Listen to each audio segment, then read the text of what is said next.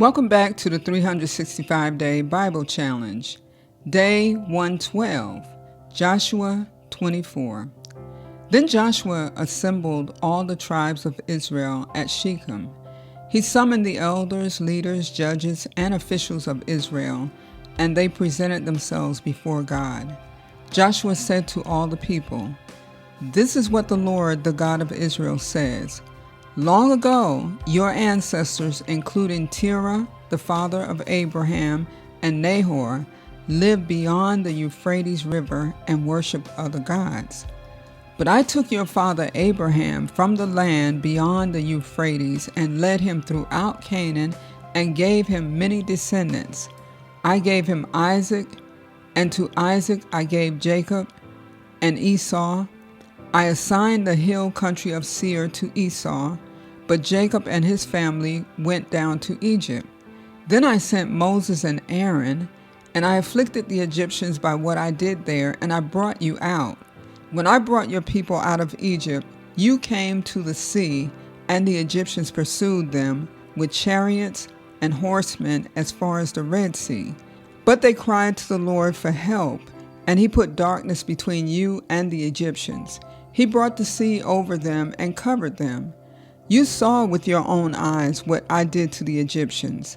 Then you lived in the wilderness for a long time. I brought you to the land of the Amorites, who lived east of the Jordan. They fought against you, but I gave them into your hands. I destroyed them from before you, and you took possession of their land. When Balak, son of Zippor, the king of Moab, prepared to fight against you, he sent for Balaam, son of Beor, to put a curse on you. But I would not listen to Balaam, so he blessed you again and again, and I delivered you out of his hand. Then you crossed the Jordan and came to Jericho. The citizens of Jericho fought against you, as did also the Amorites, Perizzites, Canaanites, Hittites, Girgashites, Hivites, and Jebusites, but I gave them into your hands.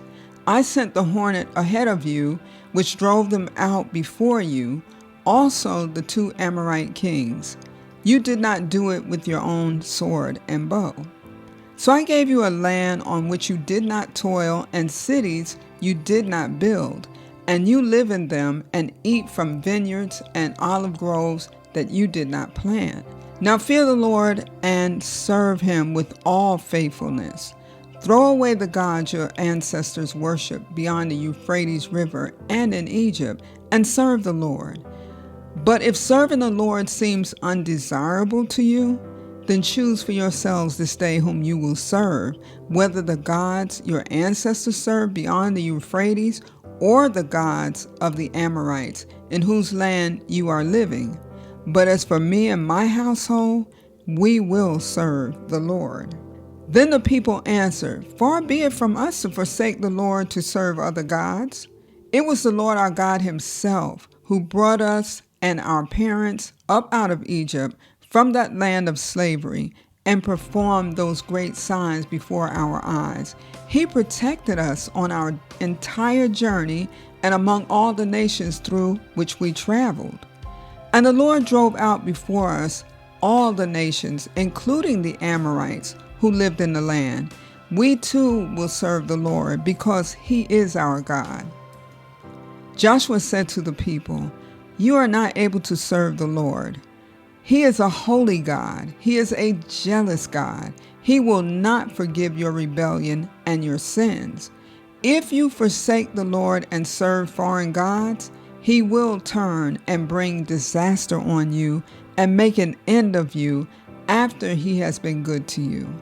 But the people said to Joshua, "No, we will serve the Lord."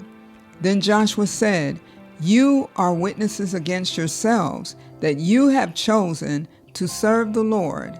"Yes, we are witnesses," they replied.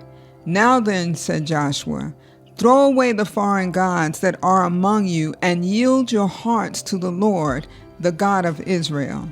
And the people said to Joshua, "We will serve the Lord our God and obey him." On that day, Joshua made a covenant for the people, and there at Shechem, he reaffirmed for them decrees and laws. And Joshua recorded these things in the book of the law of God.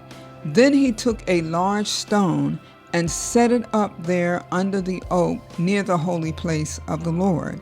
See, he said to all the people, this stone will be a witness against us. It has heard all the words the Lord has said to us.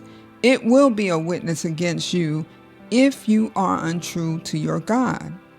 Then Joshua dismissed the people, each to their own inheritance.